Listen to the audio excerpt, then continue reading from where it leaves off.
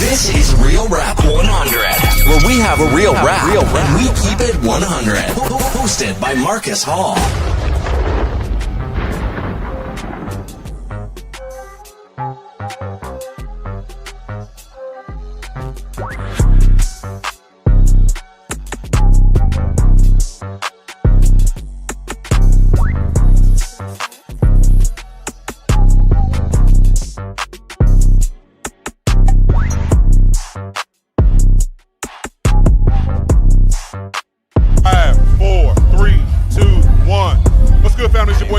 Checking back in. We live at the KCA Awards. And the award goes to Breno. I'm telling y'all, this is what God's been speaking to me this year in hip-hop and CHH is to not compromise.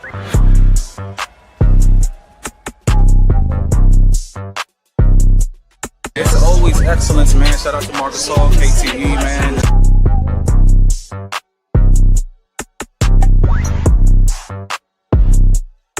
Favorite trapper, 1K Puke.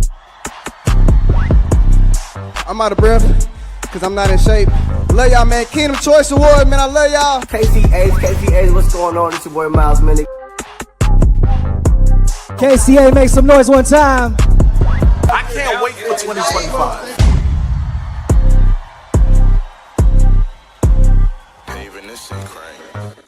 This is Real Rap 100, where we have a real rap, and we keep it 100.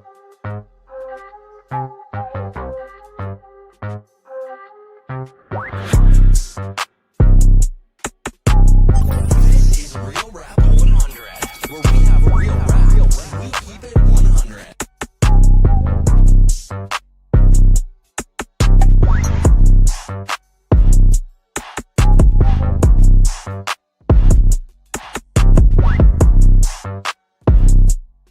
This is Real Rap 100, where we have a real rap, and we keep it 100. This is Real Rap 100, where we have a real rap, and we keep it 100. Hosted by Marcus Hall.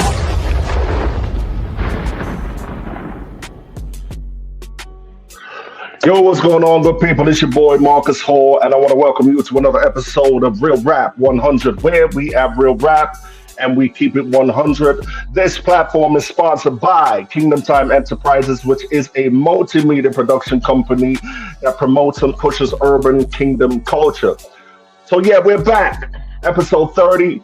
Wow, episode 30. I thought we would have been like a little further ahead than 30 episodes, but I'm proud of the accomplishment. You know what I'm saying? 30 episodes, we're still in the game, still building the platform, still pushing the thing. For those of you who are jumping on, please share the link. Let them know that Real Rap 100 is live, the realest platform in Christian hip hop, the realest platform on the planet.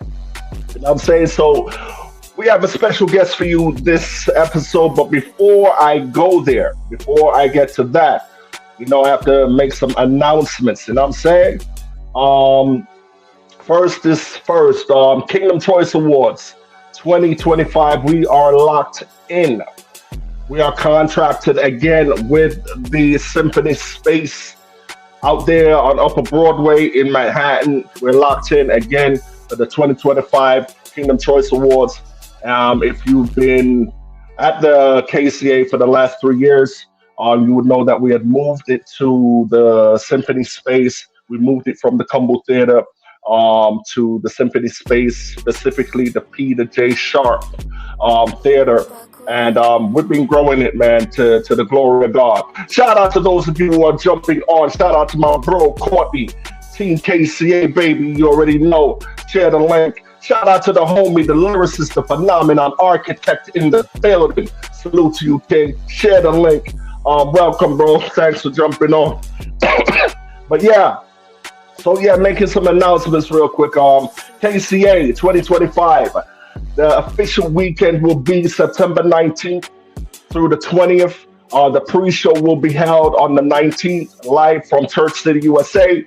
And the following day, all roads leads to Broadway for the 2025 Kingdom Choice Awards. Hey, listen, it's going to be a movie. We're working. Shout out to Team KCA. Look out for a documentary, a promo documentary that will be coming out soon. Just to give you guys some behind the scenes insight into Team KCA and what we do and how we get things together. I need y'all to know my team. You know what I'm saying? Shout out to Willie Green in the building. I see you, bro. So yeah, look out for that coming soon. It's already been shot. It is right now. It's just being produced. So let's talk about the KCA weekend real quick. For the pre-show, the pre-show will be titled "So You Think You Got Bars." Now, if you missed it last year, you missed a movie. It was the first time us doing that and introducing this as a pre-show to the KCA, and it was amazing, man. For those who were there, if there's anybody in the chat who was there, please co-sign me real quick and let them know that the pre-show was super lit. It was amazing. Listen, man, it was so it was fun. It was intense. It was emotional. It was entertaining. It was just a movie, and it was so dope that we said, you know what, we have to solidify this event as the pre-show because it was so dope. So right now we are still accepting submissions for contestants. Now, here's the info. So You Think You Got Bars, the pre-show will be held at Church City, USA. It's the ultimate Christian hip-hop lyricist showcase. 7 contestants, 4 rounds, 1 stage, 1 winner. The winner of the competition will get the opportunity to perform live on the KCA main stage the following day. It's a great opportunity, especially for up-and-coming artists.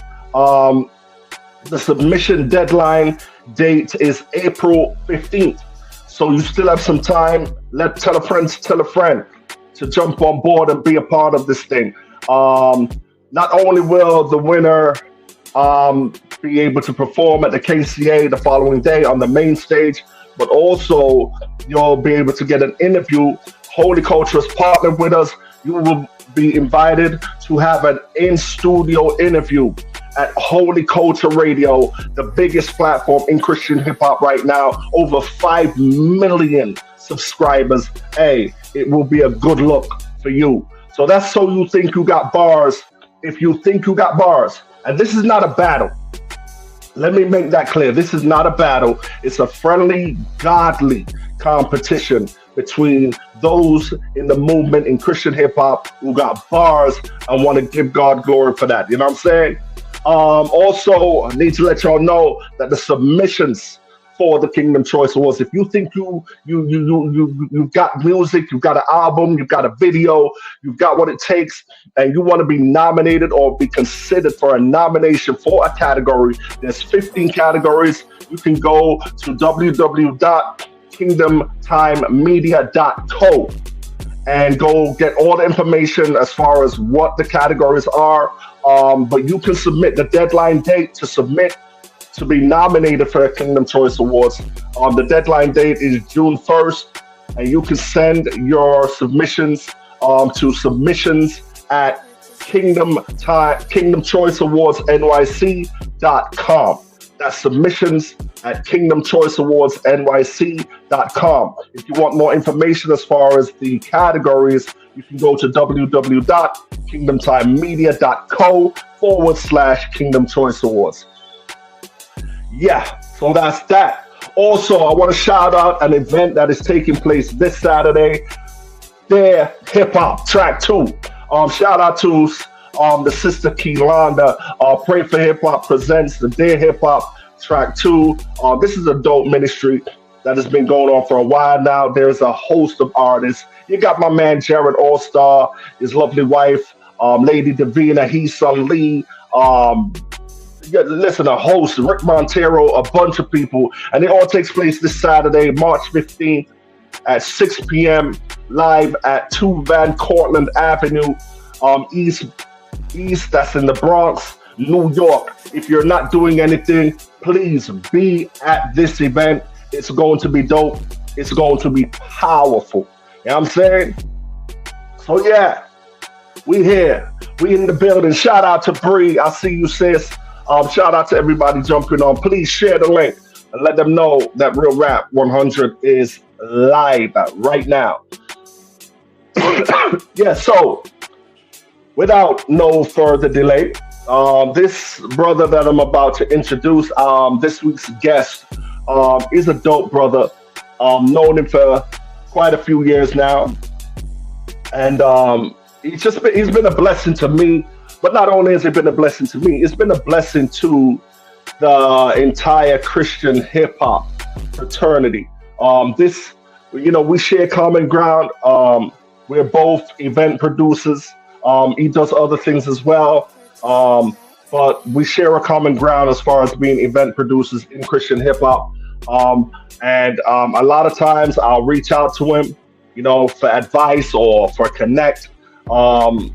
Because he's just a dope dude. And in Christian hip hop, there's not a lot of event producers. There's not a lot of promoters because it is a very selfless position to be in. There's not a ton of money to be made. We're not getting rich off of it yet. Let me say yet, because you never know. One day we might, God might just say, "Hey, listen, you've been sowing, bro, for all these years. Yo, it's time to reap a harvest." But what keeps us going, and I know what keeps me going, is that I never do this for business. I never do this for money. It has always been a ministry and a calling for me. And I think that's what has given me longevity. And I wouldn't be surprised if that's the same thing that has given this brother longevity also. So Real Rap 100, without no further delay, I want you to welcome my brother, a dope individual. Please give it up for Mack. Yeah. What's good, King? What's the word? New York, we here. Yes, sir. Yeah, man. Well, thanks for jumping on, bro. Appreciate you taking the time out of your busy schedule. You know what I mean? For sure, busy, bro. I got my daughter with me. Just dragged her from basketball practice. Nice. Another team playing, coaching my other daughter. So hey, free time for commodity. Listen, I get it, bro. Like family man, work, bills, business, everything. The plate is full. You know what I'm saying? Yes, sir. But yeah. So listen, man, Mike. I just want to, get into this conversation. Don't want to hold you too long because I know you multitasking even right now. You know what I mean? But obviously, as I said before, me and you share a common ground. In that we're both event producers in Christian hip hop. But you do a lot more as well than just that.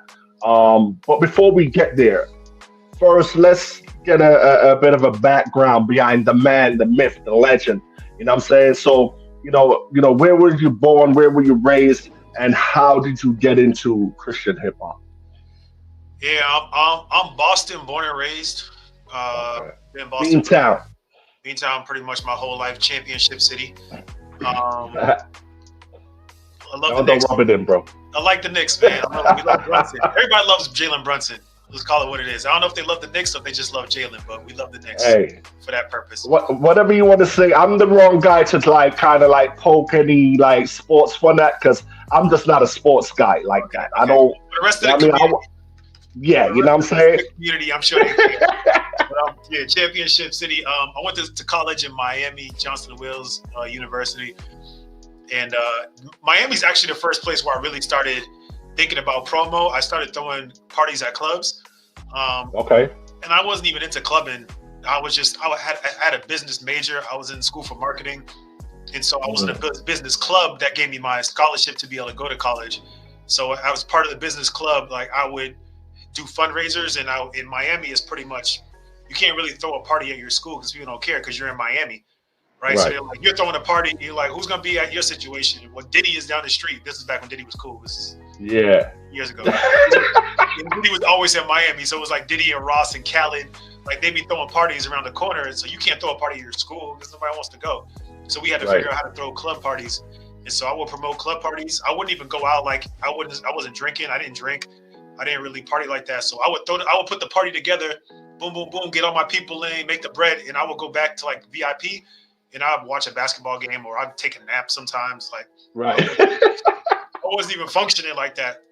Right. And then, so I came home and I started a Christian clothing line called Church Boy Clothing with my friends, and we would sell Christian merch early on in the game before there was really a lot of brands. And what we realized was the best place to sell Christian merch was at hip hop shows or concerts, and there weren't any in Boston and New England. So we were like, all right, let's just start putting together shows, and then we could sell our merch at the shows, and make double money. Yeah.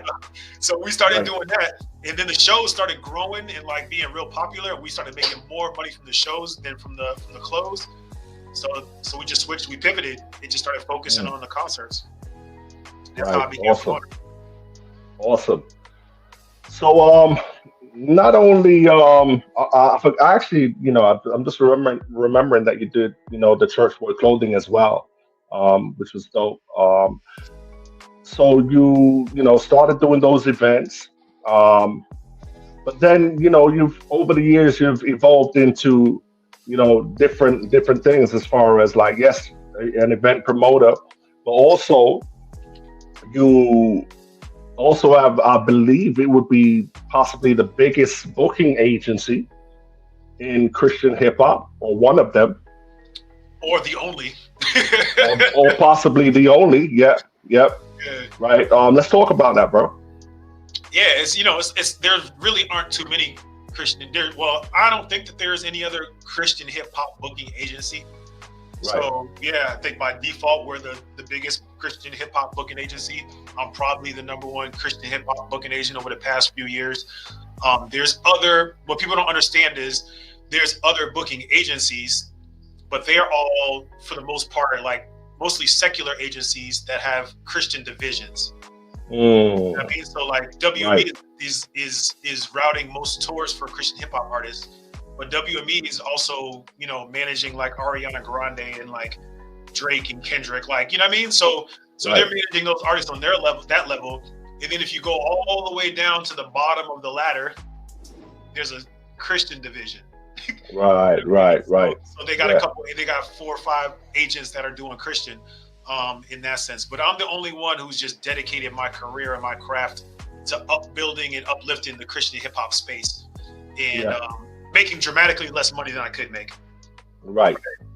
I've even had WME be like, why don't you just come work for us? And it's just not my goal. Yeah. That's not what you're calling. Yeah. So when did you actually start the agency, and what was the spark or the inspiration that started you doing that? Yeah, I had been booking shows. I've been booking shows independently for probably like 10 years. I got my start because I was booking local shows, putting together local events, and working with those artists. And I routed my first tour off of a Boston-based group called Ace Life. And they were just like, man, we should do like a tour. And I had never routed a tour before. I was like, all right, let me see what it's like. So I actually put together like a 15-20 stop tour for these guys that no one had ever heard of. And we traveled like all around New England. I think we might've did one New York show, but we did a bunch of New England shows. And we're just like, wow, like this is cool. Like we're making this happen. And then off building shows, other artists started noticing that we were building something special in Boston. And the first person that was like, yo, you should do my booking was actually Derek Minor. So okay. Was that when he was signed to Reach, or after he had left? Like the year after the Reach deal. So there was like RMG, it was 100% RMG at the time. And they had Doc was doing the South by Southwest show. And shout out to Doc, because they're doing that show right now. I think probably tomorrow maybe they're doing an R&B show at South by. But he was the only agent, like he was the only person that was doing like a fire Christian hip hop event that was endorsed by South by Southwest. So I went. I volunteered. Most people hate to do this type of stuff, but I paid my own way. I went to South by just so that I could volunteer for Doc with his show. He was like, man, wow, that's amazing. He's like, what do you do? Like, how can you help? I was like, bro, I've been doing my own shows for years. Like, I can do whatever at this place. And so I actually ended up being the stage manager. And by the time the night was done, I had taken on like half the responsibility of the whole show. Doc was like chilling downstairs. And then when we were done, he had told Derek about me, and Derek was like, man, like you came in and just did all that for the love? I was like, yeah, that's who I am. I just do stuff for the love. And he was like, you think you could book my shows for me? And I was like, yeah, I could book your shows easy. Because I've been booking shows for dudes that no one ever heard of. So I know I could book shows for you. And so he let me do his booking. Then I took on Cannon. Then I took on pretty much everybody that RMG had. And then it just grew from there. So I started booking shows for like 5 or 6 different people. I linked with 2 other agents, Aaron Knight and Brandon Boone at the time. They were booking shows and putting on shows, and we came together and created Invite Only. And we did it for like, we started it during COVID, which was unfortunate. Got a bunch of stuff shut down, but we pushed through. And then a couple of years later, they ended up going to do other stuff, and I stayed on to just do Invite Only by myself. And so now I'm just doing that with my team, and we got like 10 or so artists that we work with, probably 5 more that I just throw shows to eventually. But I've booked for everybody in the space. I've booked shows for Lecrae that he didn't even know I booked for him. I booked shows for Andy, KB, like I said, Derek Cannon, John, Dill, Indie Tribe, Anike, Stephen Malcolm, Mike Teasy, like. I don't know, you name it, I've kind of booked for him at some point, probably. Yeah. And that's dope. Because I mean, me personally as a promoter, there's, we've worked together in that capacity where you've, either helped me to book somebody or one of the artists on your roster. I've booked through you as well. And it's always been seamless, and always been very professional. You know what I'm saying? And what I've always appreciated about you is that what's good for people like me as a promoter, booking through your agency, is that because you're coming from, being an event producer yourself, and you understand the dynamics of Christian hip hop events, is that you're able to negotiate and handle those bookings in a way where you're just not the booking agent. Like I've gone through booking agents where it's like, hey, we want to book this, and they're like, yeah, 50 grand. Yeah, you know what I'm saying? Period. Right, and that's it. There's no talking. And even when you try to negotiate and you say, well, listen, this is what the event costs. This is what it brings in. This is my heart behind it. They don't care. Give me my 50 grand because I want 20% of that. You know what I'm saying? Where we're going through you, yes, you're still doing business. You're looking out for the best of the artists, but it's not just for the artists. It's for everybody. Yeah, and that's involved. The part that that's the part that I do it for. And again, it puts me in a position where I'm not, like I said, not making nearly as much money as I could, because I'm actually kingdom minded. I'm actually ministry minded, and when I go to an artist. I'm one of the few agents that can go to an artist and be like, hey, bro, you should take this show. It's not going to give you what you're normally going to get, but you should do it because, Marcus is trying to put on for New York and building up something really special. But 9 out of 10 agents, if you go to them, they don't care. They don't want to hear that. Nah, listen, I've dealt with them. What is the budget? Yeah. And if the budget number doesn't tickle their ear, you're just not going to hear back from them. And I've had many experiences like you have where my number was just not appealing to the agent, and they don't even bring my offer. Right, to the artist. The artist never knows. The artist never knows that you wanted them, because they don't even let the artist know, like, yo, these guys are building this. Like, I just talked to this church. I talked to this church, and I was in the islands, and even when I'm in the islands, I go link with other churches. Yeah. I linked with this church in an island, and I was like, hey, you guys, I see you all putting on events, like, how do you make some of your stuff happen? They're like, yeah, we've tried to book a bunch of different artists, but they don't care that we're on a small island where kids can't afford to pay for shows. They want to tax us no matter what. And that's the unfortunate part. Like when you go through agencies, most of the time, and it's not just agencies, it's some artists, this is what they say, but they're like, yo, we can't book so-and-so, even though we have 500 kids who love the Lord, but they're broke. Right. The artist is still saying, I don't care, 20K, period. And that's unfortunate. And so I like to be a person that can be in between and help diagnose, like, hey, like this is a good opportunity, or hey, this is a good individual. And then every once in a while, I do got to tax somebody because I know they got bread too. So sometimes it's people who act like they don't got money. And I'm like, no, they got the bag, bro. Go get it. Yeah.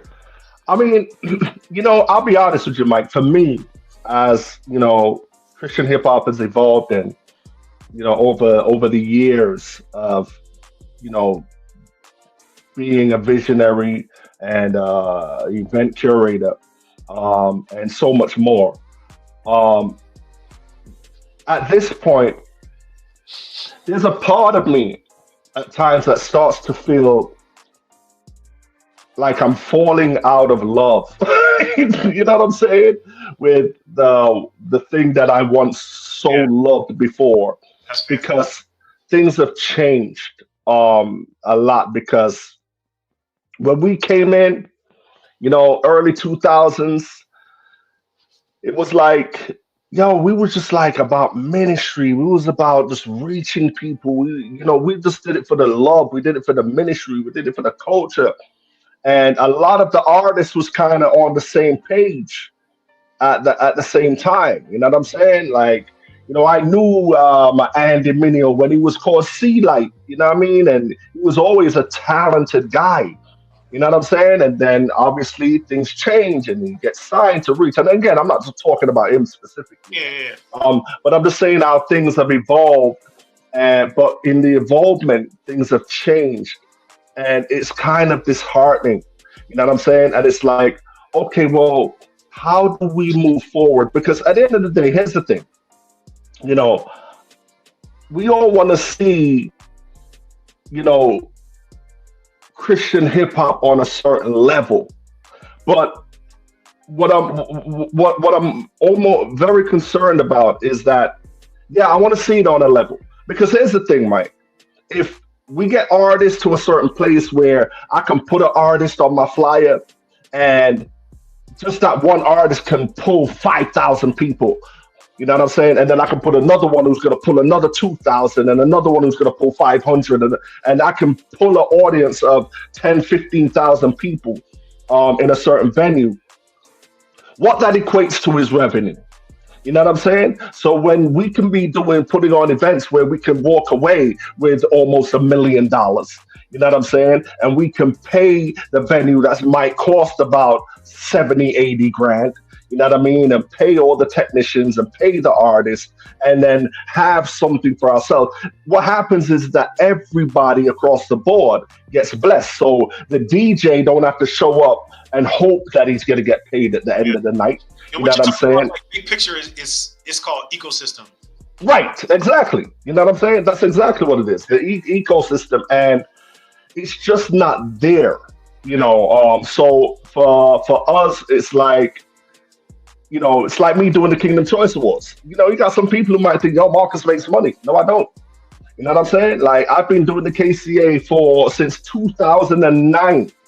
And it's it's always been about, hey, let's put this thing on and celebrate this culture and celebrate those who have blazed trails. You know what I'm saying?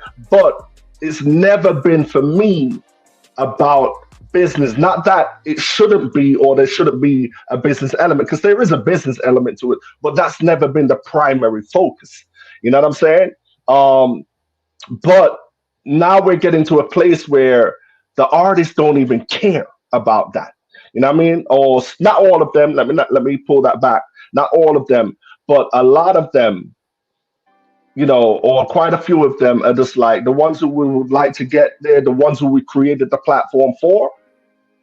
Yeah. Bro, they're just like hardball, bro. Like, listen, we don't care. This is what we're charging. This is what we want. And we want the best vehicle. We want this vehicle to pick us up, and we want to stay in this particular hotel. And we do want the red Skittles. You know what I'm saying? Yeah. The unfortunate part is, like, this not, it's almost like it's not necessarily bad that you're an artist that has that standard and has those demands, but don't act like what you do is about the Lord. Right. Right. Just like, yo, I'm just an artist. I'm just trying to make money and just call it a day. But these dudes act so kingdom minded and so like, oh, it's for the Lord. And when the dollar doesn't match, the Lord is gone all of a sudden. Right. Right. And you can tell who these people are because you can look at any given artist, and you don't have to because we don't have to name names. You can not at all. Artists, look at the stuff that they do, look at the fruit. That's it. That's See it. who does go to the jails, who does go to the juvies, and who only does Kingdom Fest and, Right. and Heaven Bound and Passion. Like that's all they do. Mm-hmm. All they do is the tour. I forget Winter Jam. Right. And the That's big festivals. Yeah. When they get 6 figures, but when it comes to like, yo, when's the last time you went to like a small community? When's the last time you went to an orphanage? Yeah. Like, do you like you can just look and you can see who's just taking those things. Yeah. And it makes itself clear. And it's like, yo, just say you are who you are and just be that person. Yeah. Yeah. That's true. That's true. And it's like, I again, like, I mean, I was having a conversation with a brother just the other day. And I was saying to him, like, bro, I might have to change, like, how I do even the KCA. Like, and maybe just kind of focus on what we could consider to be the mid-tier artist. You know what I'm saying? Because, because a lot of, like, the top-tier artists,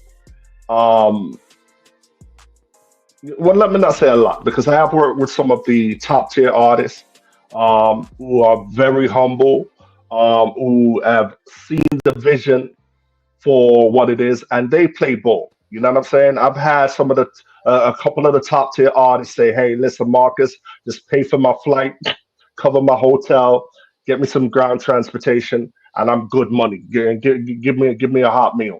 You know what I'm saying? And I love and respect them for that because it shows me their heart. That it's not just about, give me the bag. No, I want to come and minister to people, and I understand and see what it is you're doing, and I want to be supportive of that. Yeah. And so again, we just want to be clear. We're not talking about artists should just be throwing shows and letting everybody in free for everything all the time and just lowly bags. No, you're worth what you get paid, and you deserve it, right? Like Craze earned his price tag, right? Like you've earned the right to charge whatever it is that you charge for your shows, but also you'll see Cray at the jails though. Like he be at prisons, he be doing the prison ministries, like he does that stuff. Like we know he gets around and like donates a lot of your time.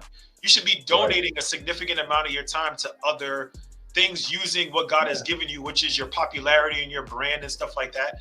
Because you're not going to go broke. Right. Because you only need 4 of your full price shows a year. You're probably good. Like, can't you give away 2? I mean, there's artists that do. Like you see, like you have Few at the KCA. Few will take a show for the love. Few's a good dude like that. Few does. If you look at somebody's roster, like Few one year I saw Few did Elevation. I think on KCA. He did Flavor Fest and like Legacy, like all in the same year. Right. Oh, you're not getting paid for that stuff. Like that stuff is you're taking some middle ground. And I love a dude like Few to do that and prove like, yo, I'm about the community too. Like I'm about the people too. And there's some guys that's absolutely just not. You just never see him at that stuff. And you just tell that they're just like, dang, because it's not because nobody asked. I'm sure somebody asked.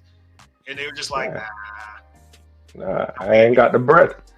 Yeah, man, it's sad and it's challenging again for people like me and you, because we do it for the love, we do it for the ministry, we do it. You know what I'm saying? And it's disheartening at times. It's hard behind the curtain. It's going on behind the scenes. That's the hard part. It is tough. That is another thing because again, like a lot of the average person don't see things from our view neither.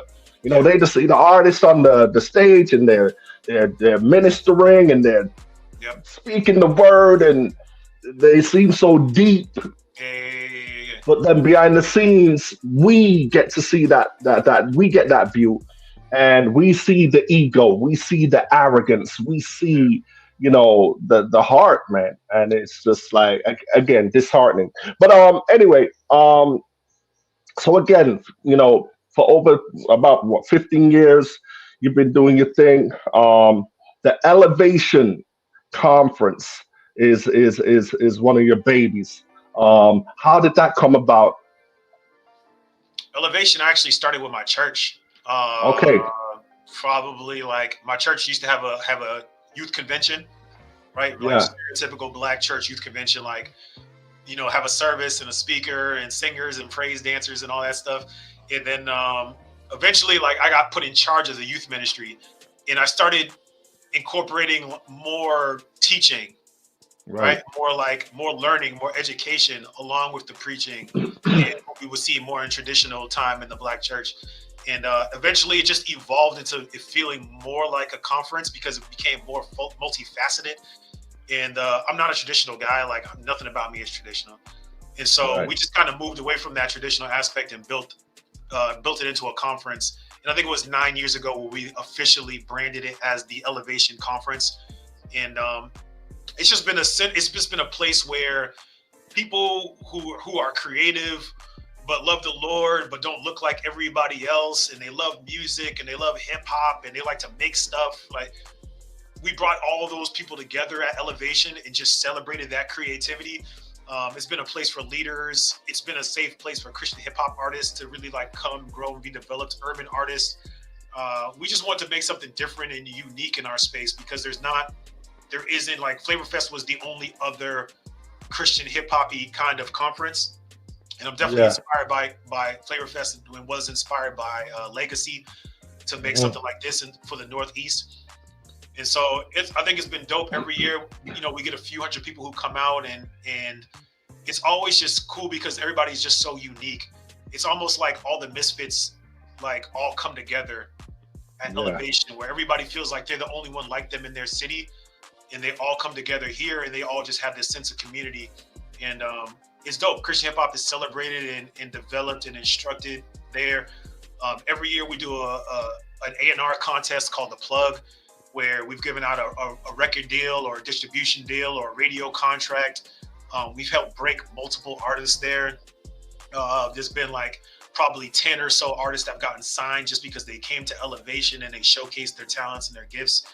And it's been special, man. Again, like you said, it's not an event where I've made any money. I've lost money, I think, every year.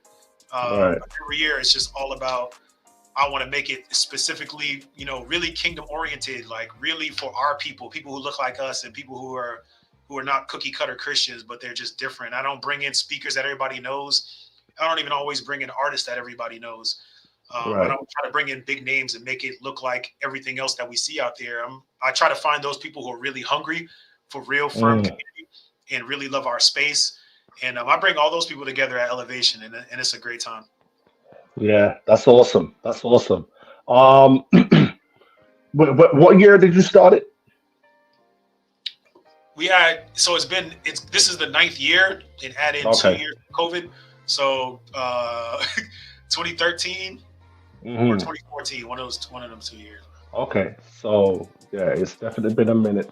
What would you say have been the most challenging things about building the Elevation Conference as a conference and a brand? Man, it's being in Boston is hard because we're all the way up north, right? Yeah. We're all at the tip of the end of the United States of America. So it's hard to get everybody to come, from the Bible Belt, which is predominantly where everybody's kind of always been located. So it's hard to get people to come all the way up there. So, and also very expensive because there's no artists already in our diameter, like circumference of our area. So we got to fly everybody from everywhere. So that's always really challenging. Again, I don't typically, because it's a small conference, I can't afford to bring out big names, and I'm not super interested in it, but I can't afford to bring out big names. So like I said, the people who come, they're hungry for the teaching. It is super special because the workshops are always full every year, which is really unique. We get as many people at the workshops as we do as the concerts. So that's always awesome. Because usually most of these conferences are built on the concerts, and the workshops are an afterthought. We're kind of like workshop first and then concert and stuff later. So that's always been cool. And again, finances is always a challenge. We got a grant program going this year, so we're reaching out for different grants. I turned it into a nonprofit. So if you want to donate or sponsor, tax deductible this year. But we're trying to get a nice little sizable grant to help cover some of our expenses. But yeah, getting people to believe in the vision, getting artists, again, who will come out and say, I don't got to get a full bag, but I want to come out and teach. I want to come out and edify the next generation. I want to help people grow as artists. It's hard to find those people in our space who will just come for the love. I try not to get people to come for free. I try to pay everybody. But again, we're not going to do the full bag guarantee because we're looking for people who actually care about people. And so every year, the good part is every year the people that we bring, they always just hang out with everyone. You know, we get because there's 200 people. Whatever artists we get, they can kind of talk to everybody. If it was 1,000 people, then it's just like, then it's more celebrity. Then you're like, it's mayhem. Artists can't talk to everybody. You're getting overrun by people. I like it to be smaller. I like it to be intimate. And I like it to be effective. Yeah. No, that's really dope. That's really dope. What is the dates for this year's conference? This year it's going to be May 30th and 31st. So that Friday and Saturday, the last Friday and Saturday of May. And what do those 2 days consist of? So day one will always usually consist of the plug, which is the live A&R contest, where we bring in different A&Rs from across the industry, and we allow people to come in, play their music for the A&Rs, and then they choose at the end of the day their favorite artist. And the winner of that contest usually gets a really cool prize package, which usually consists of some type of distribution deal, some radio play, some performance opportunities, merch. We've given away music video shoots. We've given away clothes. We've given away production. Every year we get some producer to donate us a bunch of beats that we give away. So usually if you win the prize package, you're primed to have a really good year. You know what I mean? A really hot summer. Winners have gotten a chance to perform at Elevation. Winners have had a chance to perform at Domination in Virginia. We got to get a winner spot for KCA one of these years if we make it big enough. We give away a bunch of stuff. Yeah. So that's Friday usually. Right. Well, listen, I am open to that idea because, again, you know, our relationship, what I will say, Mike, and I'm a real one. You should know that by now. I'm saying I say it how it is. You know what I mean? Some people don't like me. Some people don't. Some people love me for it. But it is what it is. It's never going to change. You know what I'm saying? But one thing I've always said, every time I've called you to ask you for some advice, you know, or ask you to plug me in with someone, because another name, if those who don't know, another name for Mike, it's not just Mike Mack, it's Mike Mack, aka The Plug. And he has that title because he is definitely the plug for a lot of situations and people, because he just has that relationship with a lot of people. I could call him and say, hey, this artist, I want to try to get them for KCA. And they'll be like, okay, contact this person, or yo, here's an email, or and I've always appreciated that about you, Mike, because, you know, coming into Christian hip hop, when I came in, there were a few people who were like event curators or had their own brands, and bro, I had so much issues and ran into issues with those kind of people.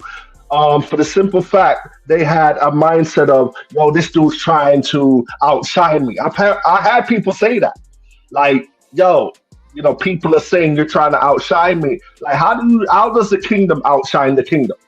You know what I'm saying? It's like, if I shine, you shine. You know what I mean? Egos. Right. You know what I mean? And you, even just the other day, I mean, not to tell people about our conversation, but you put me on to something that I was trying to do. And we looked into it, bro, and it's going to save us money, and it's going to save us a lot of time, and it's going to be a benefit. And you knew that in telling me that, and you didn't withhold it from me. You know what I'm saying? You know, you shared that knowledge. You know what I'm saying? And that is a testament to your heart, bro. You know what I'm saying? Because it's clearly no competition with us. Now, one of the things we've spoken about, and you know, I know there's a couple of Christian hip hop artists on in the chat, and who will see this replay. There's been an issue with New York Christian hip hop artists, especially, and just say the Christian hip hop community in New York. And me, you spoke about it, that we don't go nowhere. We don't go to the events. We don't attend the events. You know what I mean? You don't have a bunch of Christian hip hop artists or people from New York going to Flavor Fest or going to your event, which is, you know, in our neck of the woods. I'm guilty of it. I was supposed to go, like, in the last 2 years, but something would always come up. And I felt very ashamed when I saw you at Flavor Fest. And you said to me, oh, wow, you can come all the way to Florida. But you couldn't come to Boston. I was surprised to see you at Flavor Fest. I was like, oh, you can catch a flight, huh? Okay. Right. but talk to me about that, and even just the community on how it could be more beneficial for New York City based artists and just the Christian hip hop community here. How it can, why we should travel more and attend more of these events. Yeah, I mean, there's a lot. I mean, there's a lot of different aspects. Yeah. Relationships over everything. Right. Right. It's not what you know, it's who you know.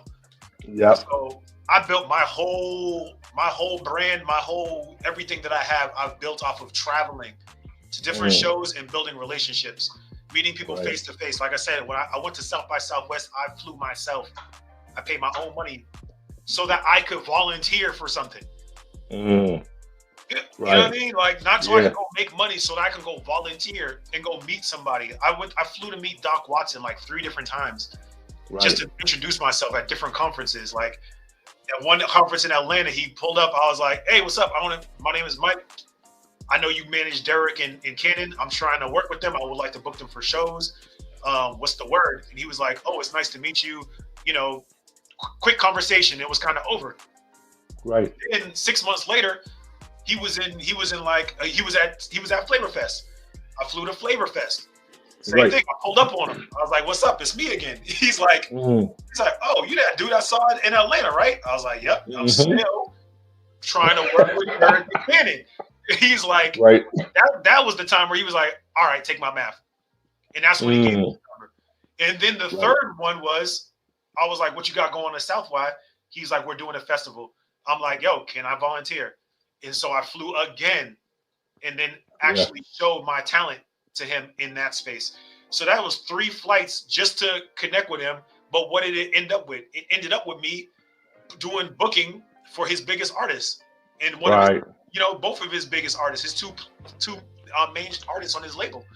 And so that all came from me traveling. And so that's how I've made all my connections. I've gone to Kingdom Choice Awards multiple times. Yeah, you hosted it. When I come, Marcus, what do I do? Yeah, you serve, bro. You serve. You come and you say, "Yo, what you need me to do?"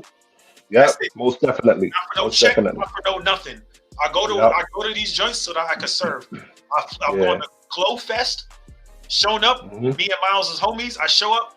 I'm like, "Yo," while he's on, I'm moving chairs. They're like, "Who is this?" Miles is like, "Oh, that's Mike. What's he doing?" Like, he's volunteering. I flew to the Bay, $600 flight, so that I could go volunteer for Miles. Right. You know what I mean? Like, this is the nature of how I built my whole brand, my whole space. But this is also just, I wasn't thinking about it like that. It's just kingdom mentality. It's hustler, hustler first. They don't make hustlers no more, first of all. Second of all, they don't make those no more. Second of all, kingdom mentality, I'm not sure they make those no more. Where you willing to serve somebody else to the point of death, almost. Like that's what Jesus did. He came to serve the very people who are going to kill him. When I'm in the hip hop space and I'm serving artists, and then they wake up one day and they fire me so they can go move on to a bigger agency, if I'm not kingdom minded, I'll fall apart. Oh my God, these N words, like, I quit. I don't want nothing to do with the space because the space is blah blah blah. No. It's not about the space. It's about the kingdom. It's not about the artists and the relations. It's about the kingdom. I've had multiple artists get up and walk out on me. Yeah. And I ain't do nothing but serve. I get shows all the time where I'm like, "Yo, I'm not even gonna take a cut of this show. I don't feel like you're making enough money, so you can just get it."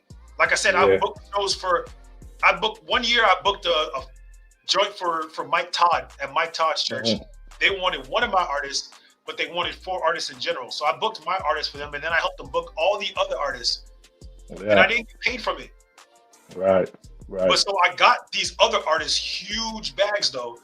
And when they got there, they didn't even shake my hand because they didn't even know I was involved. Right. They didn't know I had nothing to do with it.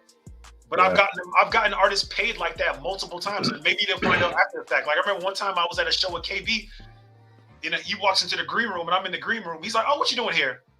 I'm like, I booked you for this show." He's like, that's crazy. He's like, "Real?" I was like, "Yeah, I'm the one that got you paid for this. I didn't get a cut. Your agent probably acting like he did, whoop-de-whoop, but I actually booked it. I actually pulled everything together and made it easy for you." And they don't, you know what I mean? And wanted for nothing, bro. Right. It's called Right. what the Bible says. What are you storing up your riches? You trying to store them up here on earth? You trying to build up your bank account real big and poofy? So what? Or are you trying to store your riches in heaven? Right. Where moth and where dust will never come. Never. And it'll last forever. I want to get to the heavens and see all the crowns from all the shows that I booked when I didn't get no check, but I'm stacking up my heavenly account, getting interest. Praise Too many God, people man. focus on what they're building up in this world, in this lifetime. I don't want nothing from y'all. Yeah. Dirty And you know what? And that's the mindset, because I've always said this, like, and I know this in dealing with artists over the years. Artists will give you their behind to kiss, bro. You know what I'm saying? And act like you never did anything for them, or you never gave them an opportunity. You know what I'm saying? But my mindset in surviving that so many times is very similar to yours. And it comes from the word, like, you know, when you do good unto others, do it as though you're doing it unto the Lord. You know what I'm saying? Because man will give you their behind to kiss. You know what I'm saying? You got people who intentionally they befriend, like, there's people who are artists who I've seen befriend anyone who is against me. You know what I'm saying? like they befriend those people, because it's almost like they want to form an alliance with those who they know are against me. You know what I mean? And yes, it hurts. However, you know, you continue to do good. And as I said, man may give you their behind to kiss, but God will never forget the good that you do. That's why we have to do it with that mindset. You know what? I'm doing this as though I'm doing it unto the Lord. And that's when you do it that way, then the discouragement, you know, it won't overtake you, and it won't overcome you. You know what I'm saying? And you know what? You'll stay relevant. Yeah. No friends in the space. Yeah. I'm not looking for nothing, for no favors for anybody. Only time I ask for a favor is when I ask an artist to come so that they can serve people. Do me a favor and serve people. Right. They're gonna do nothing for me. Yeah. I don't care. Like, I'm not impressed, bro. I don't care. Like that was why God had me in Miami, because I was throwing shows for actual celebrities. We don't have no celebrities in our space. Right. These dudes is not famous. Truth be told. Yep. Y'all dudes is not famous. Y'all don't walk down the street. Nobody cares who you are at Kroger. Not at all. Nobody knows you. I've been down the street with people who people will cry when they see them. That's the people that I went to clubs with and stuff like that. Like I said, when I was doing shows with dudes when they was popping, with Khaled and all them different type of people out there in Miami, Bulls, and going to clubs and parties and stuff like that. Like, I remember I met Russell Simmons in Miami on the beach, and we was just chilling on the beach talking. Right. And he was a weirdo, but we just sat on the beach talking. He was one of my heroes in business. You know, Russell Simmons, I was like, this is crazy. I'm getting to talk to you, chat, you know, one-on-one. You're just a real regular human being. Yeah. You come to our space, and you've got 60,000 listeners on Spotify, and they walk into the room like, like ooh, like, I'm bro, the man. I make more money than you. Exactly. Bro, why do y'all think y'all celebrities, bro? And this is the green room culture that was built in our space. It's the behind the scenes. It's the honorarium culture. It's the riot culture that got these dudes all mixed up, and which is one of the reasons because I could rap. I could have rapped fresh out of college. I could have ate all these dudes. Most of these dudes can't even rap, first of all. Right. And dudes used to be like, why don't you just be an artist? I'd be like, I don't know personally. Right. I don't know how to be famous and not go to hell. Come on, bro. I don't know how you go on stage and have thousands of people cheering for you and how you don't get egotistical. But my thing was always, all right, if there's people who think that they can, I'll serve them. Yeah. Maybe I can also be in their ear and help them not get totally lost. But it's a dangerous position to want to be an artist. What you're seeking and chasing every day is close to what Lucifer was chasing, and that glory and that esteem, because you gotta go on Instagram and make your life seem crazy. You gotta act like you spit above all else. You gotta kind of put on this grandiose, and it's dangerous. And I don't want it. So I can never be jealous of one of these dudes. I could never. Come on. I don't want what you got. Yeah. If you try to give it to me, I would push it back and say, Lord, no, I want Jesus to be famous. I'd probably rap with a mask on or something like that, bro. I wouldn't want nobody to know who I am. because that's just dangerous. It's not, everybody's not built for that. A lot of people want to be famous because they're trying to fill a hole in their heart because nobody loved them when they were a kid. They was cornballs, and now they want to be famous so that they can get the attention that they was always looking for from their dad. Now you want to be a rapper so you can be famous. Be careful, bro. Don't fame your way to hell. And you know what? Bro, you couldn't have said it any better, because I've had these conversations with like these up and coming artists, like even, you know, as you mentioned, Miles, you know, a couple of years ago when I was driving him, his wife, Tina, to Times Square. And I said it to him. I said, Miles, because I love Miles, bro. You know what I mean? Because he just always came off very humble. And I said to him, Miles, I've been doing this thing a long time, and I have seen you before. You know what I'm saying? I've seen Miles before, you know, just with a different name. Yeah. Meaning I've seen the artist who came into Christian hip hop, started to blow, started to soar.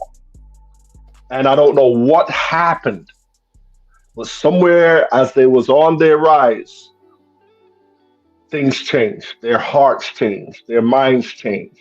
And pride came in. And, you know, God is no respecter of persons. Pride would always come before the fall.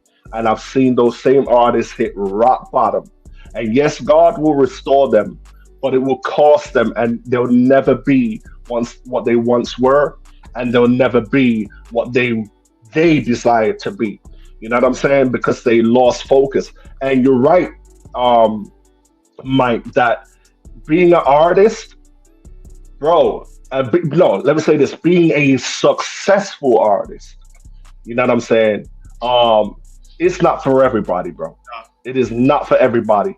And it takes a special person to really be able to balance that, you know what I'm saying? And carry it without getting to that place of pride and destroying their lives. We don't got to say names and stuff. You just got to look at the industry. Look at the past 10 years. Look at who almost broke through. How many people knocked at the door of great success and hit the wall, bumped their head and fell all the way back down. Like it happens all the time. We've seen so many great artists get super famous overnight and just struggle and die off. That's it.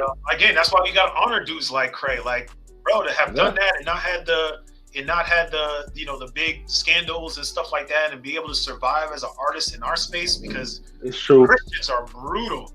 They're waiting for you to make a mistake so they can. So they can nail you to the cross. And once you do that, they don't let you come back, bro. Nah, they're not trying to let you come back. Yep, it's true. It's true. Yeah, man. Well, Mike, there's so much more that we could speak about, but I know time is limited. And you know, you have a lot going on right now. What did Gage say? Why would God want you to be the best musician when the last one tried to be his competition? Yeah, quoted by Jared Allstar. It's scary to try to aspire for that position at the top, man. Like I said, I don't know that we're supposed to be famous.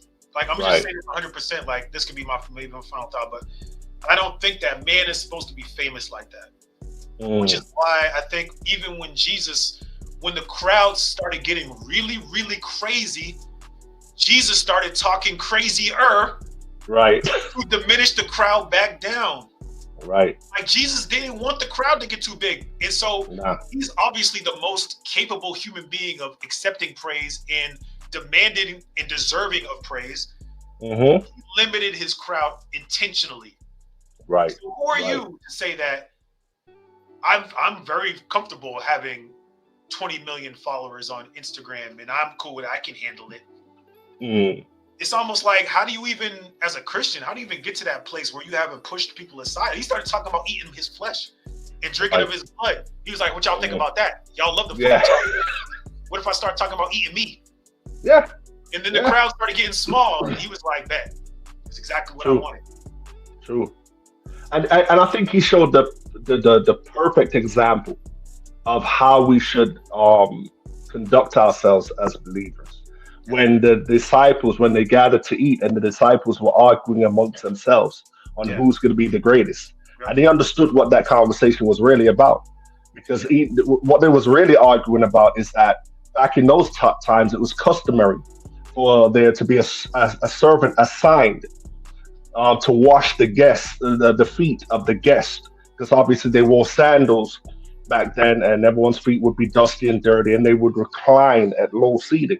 So it was customary to assign a servant to wash the feet, and they were really arguing about saying, somebody got to wash our feet, and whoever it is out of us is going to be considered to be the least of us. So what did Jesus do? Jesus came, he took the towel and he got the bowl and he washed the feet. To the point where Peter was like, nah, you ain't washing my feet. You're my master. And he said, yo, the greatest in the kingdom must serve. You know what I'm saying? So, bro, that being said, Mike, you're one of the great ones, bro, because, I'm never not going to serve. It doesn't matter. Like, I go to events. Sometimes I walk in and people are like, oh, shoot. Like, and they want me to come sit somewhere. I'm like, nah, I'm just going to sit in the back and I want to serve. And I think if you're an artist out there, here's your thought. When's the last time you really served in an event aspect? When's the last time you were at an event and you served? When's the last time it was your concert and you served? Right. Or is it even an awkward feeling to serve for you? If you got into that space where you look at your heart and you can tell like, yo, it's kind of awkward when I'm in that position, that subservient type position, you've gone too far. You need to retract, take a break, take a sabbatical, get back on your knees and refine what the purpose is, because our Lord served and washed the feet. Exactly. So the question is what's your heart like? You know what I'm saying? I've had artists send me emails beefing with me about not being put on a show or what position they were put on a show, and at an outreach concert that I did. But they never bought a bottle of water. You know what I'm saying? So don't even come. Hey. My favorite is the ones that argue about, yo, let me get on your joint, let me get on this. Like, you never even been to that before. Like, you can at least pop up one year and say hi. And that's another regular thing now too. Like, the artist like, oh, I'm not on the show, so I'm not going. I'm not going. Cool, then don't ever come. Yep. And so I got to shout out real quick the New Yorkers who do come to my stuff sometimes. Richard Dolphin, who's not on the show this week because I guess he's out this week. Yeah, he had something coming up, so he couldn't be here. All right, if it's important, we'll let it slide. If not, we got me. And then my boy Malachi will pop out to Elevation and stuff like that. I appreciate Malachi. Zaire's been to Elevation multiple times. Shout out to Zaire. Has Range been out there? Range, not to Elevation. Okay. Range had a couple of things, but he didn't even make it to Elevation yet. Right. Range is overdue. There's a bunch of y'all overdue. I'm not, like I said, I don't want to name names. I named the good ones. Throw the date out again, Mike. March 30th and 31st. So 30th is the plug. We'll have a worship session. We'll have some workshops. Saturday is workshops kind of all day. We'll have a concert in the evening on Saturday, a bunch of different performances from some different artists. And then I piloted a artist development camp for the whole week. So starting that Monday, I'll fly 10 artists into Boston, and we'll do a full week of artist development. All expenses paid. I'll fly them in. I'll take care of their room and board, feed them, and we do workshops with different speakers of all types. So we choose 10 artists for that. That's called the Elevation Project. You can apply for that if you're an artist too. Last year we had Ace from Reach Records, Derek Minor come out and speak, Doc Watson. We had a bunch of people come out and speak and educate the young artists. We're all about building up the future, and that's Real Rap. Awesome. Well, listen, Mike, it was a blessing to have you on. Thank you for taking time out of your busy schedule. Definitely praying for Elevation, that it will be a blessing. I'm not going to say that I'm going to be there, because every time I say that I'm going to be there, something comes up or it just don't work out. Yeah. So prayerfully. I'll see you at the next Flavor Fest. Prayerfully. And you know what? I definitely want to pull up to Flavor Fest this year, because it is the 25th, right? 25th year. Yeah, it's their 25th celebration. So I know Urban Lee's trying to do it big. That's worthy of some support. But definitely going to be talking to some of the guys from New York. Y'all New Yorkers, go to Flavor Fest, go to Legacy, go to Holy Smoke, go to Glow Fest. Go to the joint in Minnesota, Godflow. Go to Domination in Virginia. Go to Elevation in Boston. get out and go somewhere. Stop talking about. I know y'all. A lot of dudes be talking about stuff and they be hating on that sort of stuff. You don't go nowhere. You don't support nobody. Just be quiet. Right, right. And that's just the facts. That's the facts. And we got to do better in New York.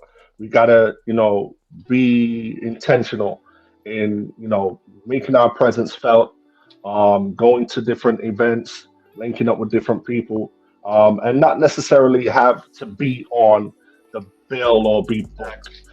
You know what I'm saying? So, Mike, again, much love to you, King. Super appreciate you. I will be calling you within the next couple of days because there's some things that I want to run by you. But yeah, this is it. For those who jumped on, and for those who will be watching the replay, much love. Appreciate y'all. This is another episode of Real Rap 100, where we have real rap and we keep it 100. God bless y'all. What up? What up, David? Yeah. This is Real Rap 100, where we have a real rap, and we keep it 100. Hosted by Marcus Hall.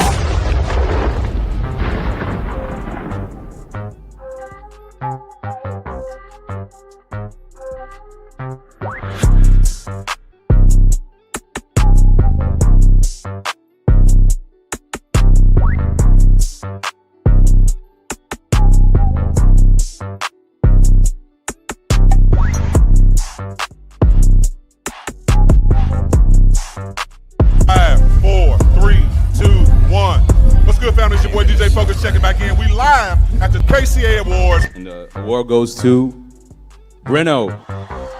I'm telling y'all, this is what God's been speaking to me this year in hip hop and CHH is to not compromise.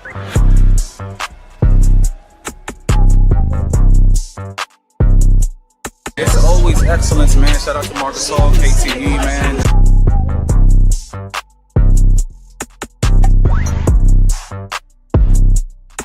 Favorite trapper, 1K Puke. I'm out of breath, because I'm not in shape. Love y'all, man. Kingdom Choice Award, man. I love y'all. KCA, what's going on? It's your boy Miles, man. KCA, make some noise one time. I can't wait for 2025.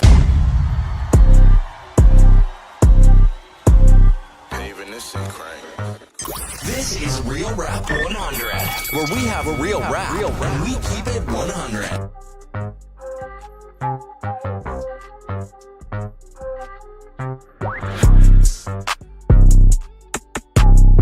This is Real Rap 100, where we have a real rap, and we keep it 100.